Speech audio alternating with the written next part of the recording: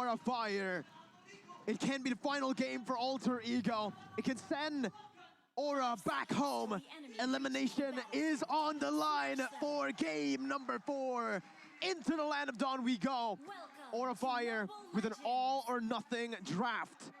A very risky draft. Will they be able to pull this off?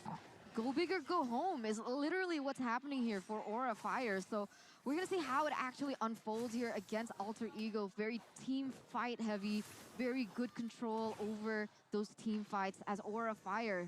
They might be able to look for pickoffs on the board, but so far, Facehugger as well as Godiva just being such a nuisance here, even from that early game.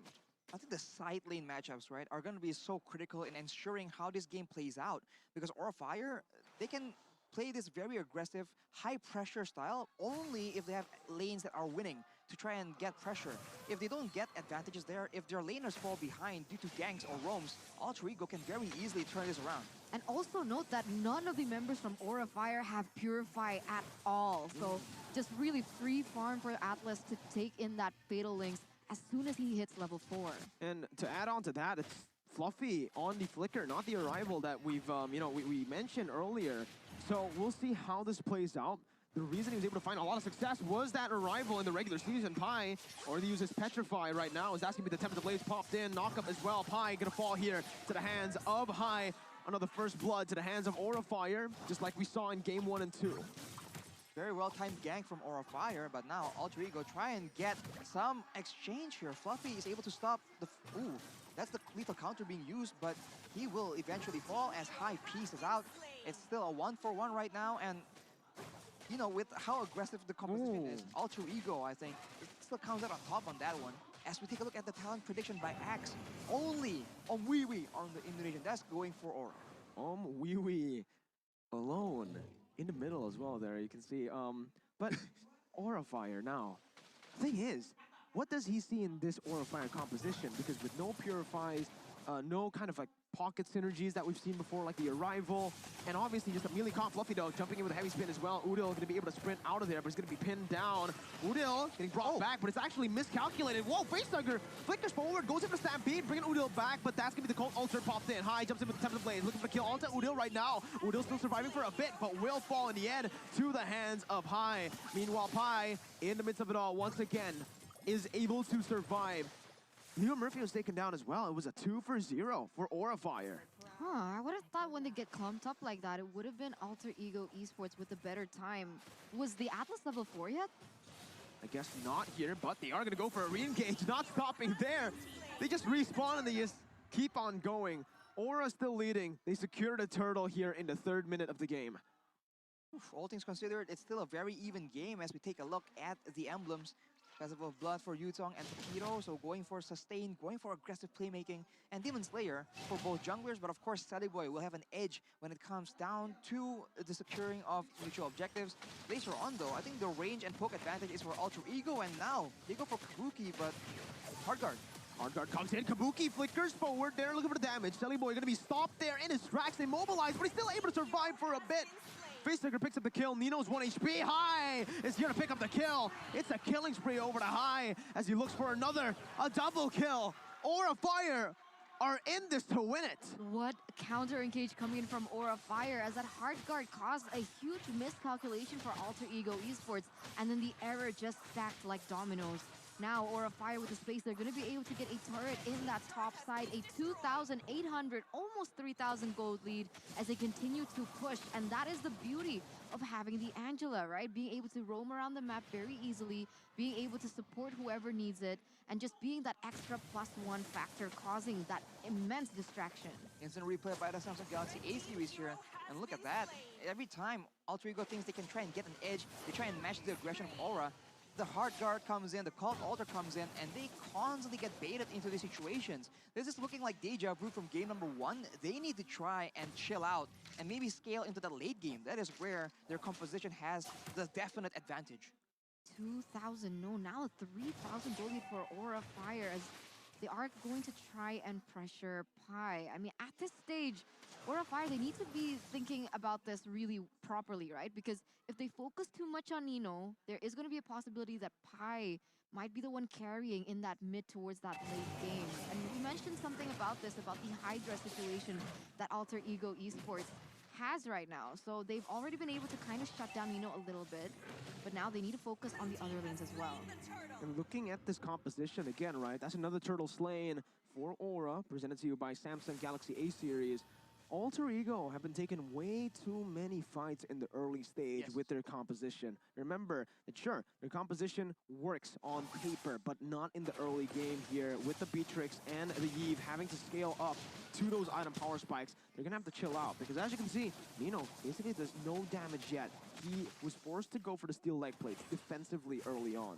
Right, and one of those value are physical defense items right here. It's cheap, it gives you 45 physical defense, so it's ultimately value. But look at the items here. Udil, not even a single item completed. So without the right items, they don't have the right kind of damage to try and match this aggression. So I think they have to just chill out and, play more passively because Aura Fire, their engages, yeah, they have like the heavy spin to try and rely on, but for the most part, their engages are very telegraphed, and I think Alter Ego have more than enough game sense to try and maneuver around and kite back away from those choke points where the Akai can just do insane engages.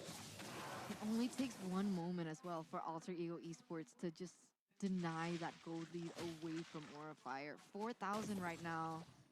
Still going to be able to turn it around, especially 40 seconds left on the clock for that next neutral objective. And we're going to start to see them get clumped up. And when they do, Alter Ego Esports have a huge chance to turn it back around. They just need to be very patient and very careful right now. Aura though, they've definitely learned, right, from game number 3.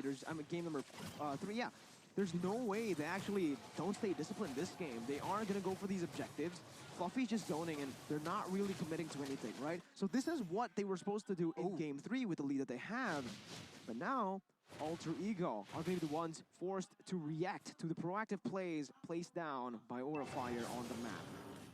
If they can stall the game long enough, I think Alter Ego, as per our predictions, have a chance here, but they need items and they need the right kind of opportunities. Right now the turtle is being sieged, but there we go, that's a steal coming in from Sunny Boy. Lethal counter and a retribution. Leo Murphy needs to back off now. Aura Fire forcing the fight, but Alter Ego do not need to take this. Wise positioning and wise decision making from Alter Ego. They take the turtle, they back off. Yeah, I thought they were going to overcommit to that because that would have been kind of detrimental to how they're able to slowly close the gap little by little. Already 3.7 in difference, as now Aura Fire, though, still being able to manipulate these side lanes a little bit better because we saw that the bottom side was already cleared up and unfortunately Nino was forced to deal with that. So a little late in that setup, and that therefore Aura Fire being able to get the advantage in that neutral objective. I think the mindset that Alter Ego needs to be playing with right now is to ensure that their members survive. Right? Because if their members survive, they can snipe, they can use the road manipulation from far away to do damage. But if they try and go for kills, if they get baited to try and secure the kill on High, on Godiva, on Facehugger, that is where they get baited and they don't have the right composition to try and do that kind of playstyle. So the mindset, how they want to position and who they target needs to be on point right here if they want to get a comeback victory against Aura Fire right now, because Aura is doing amazing.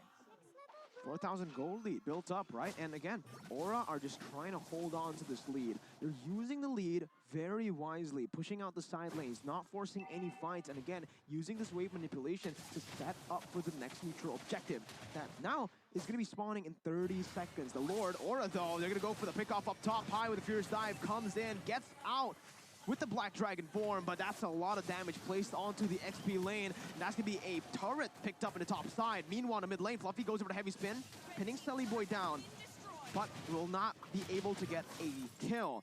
Doesn't matter though, Aura still are able to play the macro game really well with that turret up top.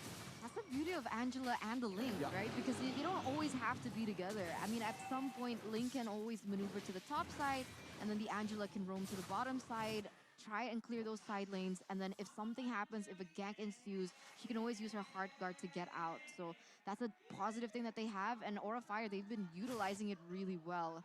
Alter Ego Esports, they need to clump up to be able to dish out what their composition was made for. And Aura Fire, they're just not letting that happen at all. As look at this, Ling already pushing the top side. You can see how separate the members of Alter Ego Esports are. As Aura Fire, they're actually already setting up for this objective. Oh my god, what a beautiful pick by Fluffy there. Udil still trying to survive here, but will be taken down by Facehugger. Aura Fire with a 1-0, a man advantage. They're gonna go for the Lord. And again, Aura this game have been phenomenal. The way they're playing the map, the way they're using that pick-off potential to chain it towards objectives. But they need to zone Selly Boy. Last time they went for a neutral objective with Selly Boy open, it was a steal.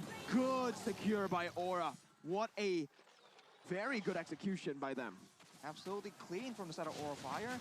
And now, ooh, they go aggressive, but Alterego, they are prepared. I mean, as long as Alterego really send the beefier members up front, I think they are still in a good spot, because without Udil getting picked off like that, it was a very good play by Fluffy that really ensured that they get the pick off and they get that free Lord. I think Alterego will wisen up though and won't allow Aura Fire the same opportunities more than once or twice. Here though, they're gonna have to like give every single turret away.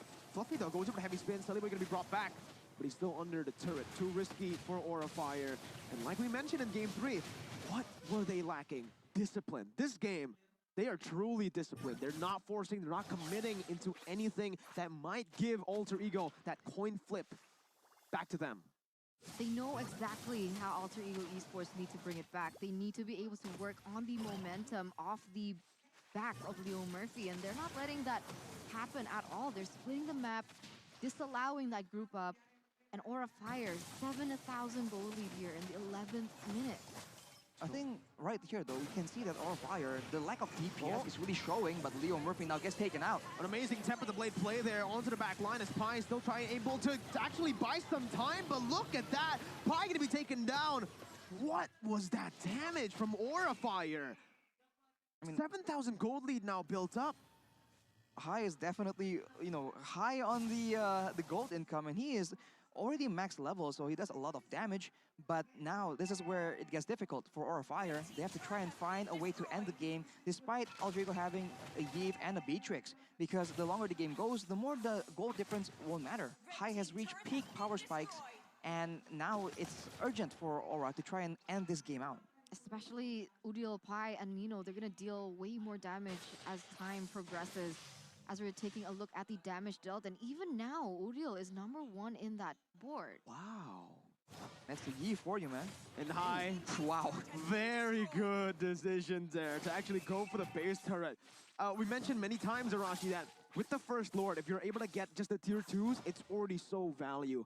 High picking up that base turret just made it super value for Aura Fire. Now, 9,000 gold lead. Take a look at the player's gold here, how it's distributed. It's High and Kabuki, so those are the two main members you want the gold on.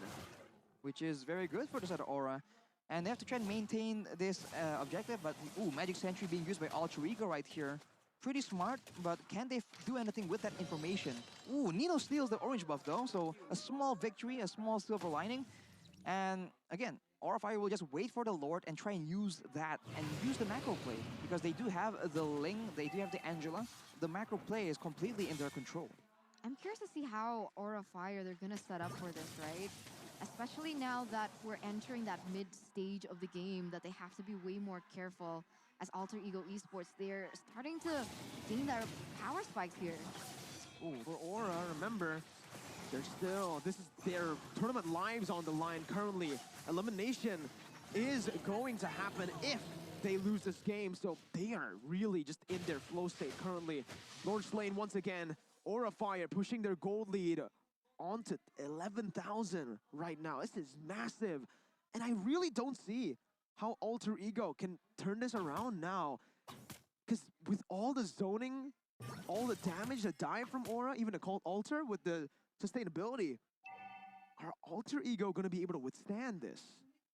I think right now their plan is to try and rely on Nino as much as possible. If you look at Udil, right, his items, he only has 1.5 item completed. It does seem like he's been giving up his farm to try and make sure that Nino stays at a healthy level of income. So the high ground won't be nearly as strong, and we can see that with the Cult Altar available, Aura Fire is very smart in using that cheese, right, the Cult Altar, in the way that's as annoying as possible. Oh, okay. Good micromanagement up top by Nino with the Bennett.